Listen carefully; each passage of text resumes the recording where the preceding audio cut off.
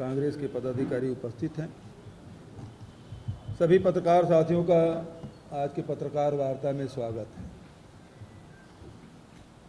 लोकसभा के चुनाव घोषित हो चुके हैं। कौन से चरण में कौन से लोकसभा के चुनाव होंगे ये भी तिथि तय हो गया है। कांग्रेस पार्टी ने मुझे राजनांदगांव से लोकसभा का प्रत्याशी बनाया है। ये चर्चा मीडिया में बहुत पहले से ही शुरू हो गई थी कि भूपेश बघेल को लोकसभा राजनांदगांव से लड़ाया जाएगा। इसी बीच में फिर से महादेव का जिन्न बाहर आया। आज दिल्ली से एक खबर छपी जिसमें महादेव सट्टा में यूडब्ल्यू ने एफआईआर दर्ज की है जिसमें मेरा भी नाम है।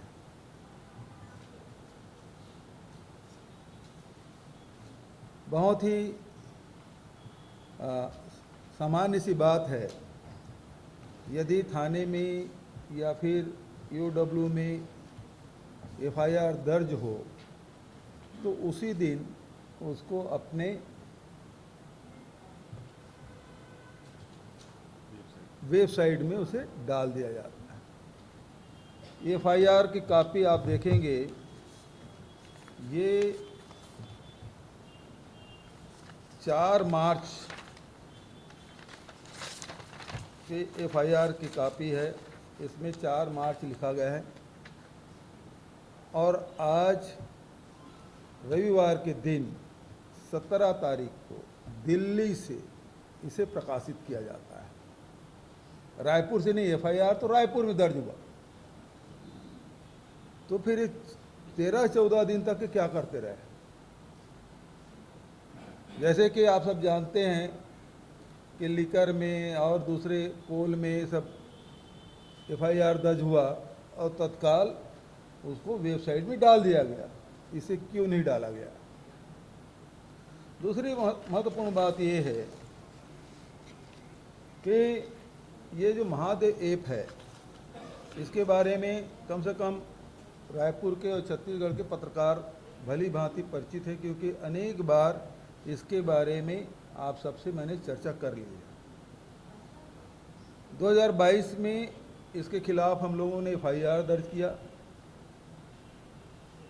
पहला एफआईआर दुर्ग में, फिर रायपुर में, बिलासपुर में, अन्य जगहों में करीब 72 एफआईआर दर्ज किए गए और इसमें लगभग 450 गिरफ्तारियां हुई।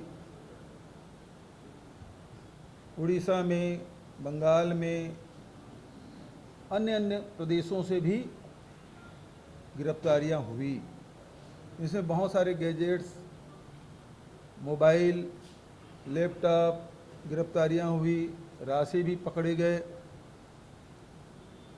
और ये भी 2022 में, क्योंकि जो जुआ प्रतिषेध अधिनियम है वो बहुत लचीला था, उसे कड़ा बनाने के लिए हमने विधानसभा में इसे बिल भी लाया, पारित भी कराया और लागू भी की। पूरे देश में महादेव ऐप जो सट्टा है उसके खिलाफ यदि कार्रवाई की गई, केवल छत्तीसगढ़ में और थोड़े बहुत ने व्यापक पैमाने पर किया गया। और इसमें 1000 से अधिक खाते सीज किए गए, 200 से अधिक एटीएम कार्ड जब्त किए गए। लेकिन महत्वपूर्ण बात यह है कि यहाँ उनके कोई हेड ऑफिस नहीं है, ये संचालित कहीं और से होता है। इस बीच में रवि उपल और सौरभ चंद्राकर के खिलाफ लुकआउट सर्कुलर भी हमने जारी किया। ये विदेश में थे, इसको पकड़ के लाने की जिम्मेदारी भारत सरकार की थी, उन्होंने पकड़ा नहीं। बल्कि चुनाव आते आते इसमें कहानी में ट्विस्ट लाने के लिए शुभम सोनी का एंट्री होता है। अभी तक उसके पहले तक के तो यही था कि रवि उत्पल और सौरभ चंद्राकर दो ही उसके डायरेक्टर हैं, लेकिन अचानक शुभम सोनी आते हैं और उन्होंने एक वीडियो जारी करता है जो भाजपा के कार्यालय से जारी होता है, ईडी कार्यालय से नहीं। और इसी बीच में आपने देखा होगा असीम दास नाम के व्यक्ति दुबई जाता है, वापस रायपुर आने के बाद किसी होटल में उसको पकड़ा जाता है राशि करोड़ों रुपये के साथ, और जो गाड़ी उपयोग करता है वो भारतीय जनता पार्टी के नेता अमर अग्रवाल जी के भाई के नाम से वो दर्ज है गाड़ी। और साथ ही उस असीम दास की फ़ोटो अभी वर्तमान में जो विधानसभा अध्यक्ष हैं उनके साथ, अब पूर्व विधानसभा अध्यक्ष पांडे जी के साथ भी उसके फ़ोटो दिखाई पड़ते हैं। उसके घर से भी राशि पकड़ी जाती है। और स्थिति ये, अब मज़ेदार कहानी ये है कि अभी हाई कोर्ट में जो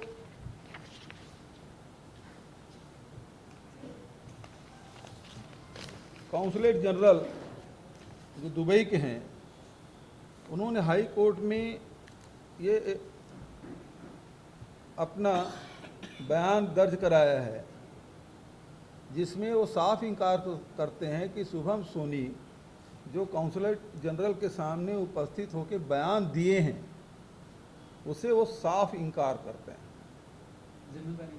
अपनी जिम्मेदारी वो नहीं लेते। उन्होंने लिखा है, consulate general of India Dubai does not accept any responsibility